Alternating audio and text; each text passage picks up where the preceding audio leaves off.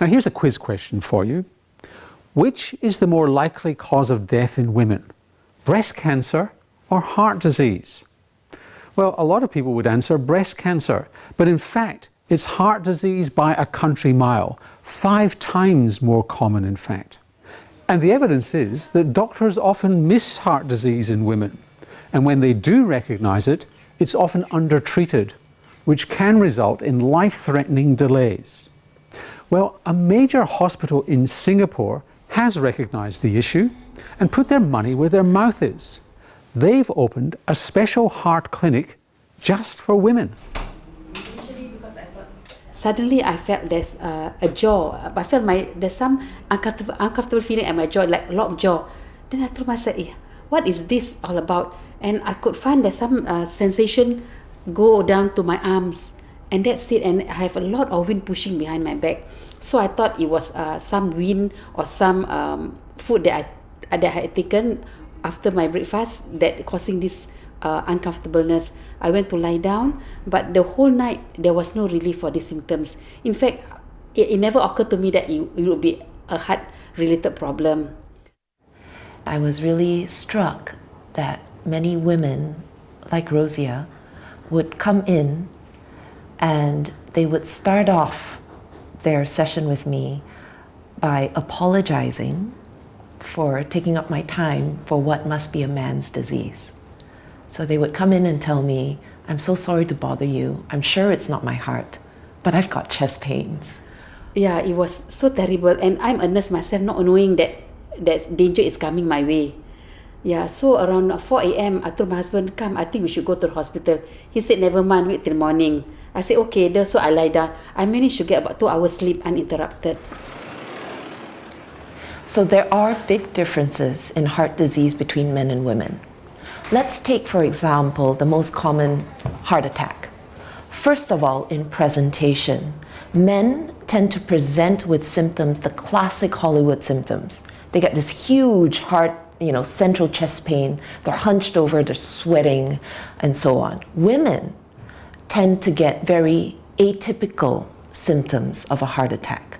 So they are more likely than men to present with jaw achiness, for example, pains in the back or in the neck, literally a pain in the neck. And then there are differences in the way men and women respond, even if the symptom is the same. It is well known that women tend to have microvascular disease and more endothelial dysfunction. What does that mean? When a woman comes in with a heart attack, we are less surprised if, when we do a coronary angiogram, there isn't the blockages of the main heart arteries that we see in men. And that's because in women, it's the smaller arteries that are affected and the microvascular function that is abnormal. So right down to the basics, there are actually differences between men and women. The next morning, I did my morning prayers. I had my breakfast, then I went to polyclinic driven by my husband. So he said, do you want me to accompany me? I said, no need, I can manage. Yeah, then I went to see the nurse. The nurse said, it sounds like a heart attack, but we are not sure based on my symptoms. So I said, okay, there's nothing to worry because there was no more pain, but the wind is still pushing behind me. So she said, why not we get a doctor consult? So I went to see the doctor. The doctor said, perhaps it's also a heart attack, but never mind, let's confirm with ECG. Yes, that's what happened. So I took about 1 staircase up, I think about 20 steps up, wait for my numbers to be called. They did the ECG. So the technician just give me the ECG, and when I took from her, I saw, because I can read 12 lead, I saw die, I'm in for trouble. So I went downstairs, quickly knocked on the doctor's door. I have to wait for another patient to be seen.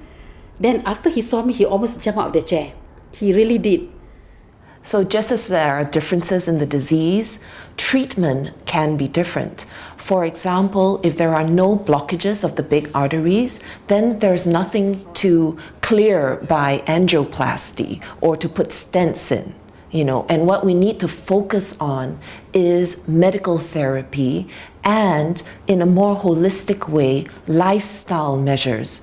I cannot emphasize more how important those are in preventing and in treating heart disease in women, which means keeping a healthy diet, which means making sure that by medications, lipids are well controlled and blood pressure is well controlled, which means also exercise and even in a broader sense, dealing with stress. I just became really, really passionate about starting this program. And what I feel is that it is a one-stop, integrated source of cardiovascular care for women, by women, attacking our number one killer together. Hi, good afternoon, Rosia. I'm Shet May, your dietitian. I provide dietary counseling to our patients to help them to reduce their risk of cardiovascular risk factors, for example, control of blood cholesterol, their body weight, as well as blood pressure. Now, currently, are you doing any exercise at all at home? Sometimes when I'm not busy. Okay, so how frequent is it? Maybe 1 week, one time. 1 week, one time. Twice, depending. Then maybe I can suggest that you can do something simple at home, okay? Maybe even while watching TV. I just thought we would do some breathing and relaxation training exercises with you today. Slow breath in. Maybe we can find pockets in your lifestyle that you can put this in to let your stress level just dip for a while through the day. The heart-mind relationship is well known to be very strong in women. The epitome of this is in a syndrome we call the broken heart syndrome. The medical term would be Takotsubo cardiomyopathy or apical ballooning syndrome. We know that this typically occurs in an older woman after receiving a very bad piece of news, like the death of a loved one. They have what is on all other purposes seems like a full-blown heart attack. They are as sick as any other man who comes in with a heart attack. They can collapse and die from it. But when we do an angiogram, there is no blockages of the heart arteries, and yet in all other respects, they act like a heart attack. To me, this is a very extreme example of how stress can play a role in affecting the heart. And how important it is to learn stress management and healthy lifestyle management. In the first place, I should have gone to the hospital direct or call the ambulance. Right? That means I don't care about myself. You know, normally nurses, they don't put themselves first. If my husband tell me he got that chest pain, I know that it's a heart attack. But to me, I can't believe, because I don't believe that I will have a heart attack, or I don't believe that it's a heart attack because I got no ailments, no symptoms, only on that very day. Is it fair? Now, as I said earlier, it's really important to appreciate that heart attack symptoms in women are not the same as men. Chest pain as a symptom is not as common in women. They are more likely to experience things like dizziness, unexplained anxiety, coming out in a cold sweat, unexplained fatigue, a feeling of tightness in the chest. If a woman experiences this set of symptoms and they last for longer than 10 minutes, don't wait till you've got the dinner in the oven. Don't wait till the family's all organised. Dial the emergency number for the ambulance. Nobody's going to complain about a false alarm.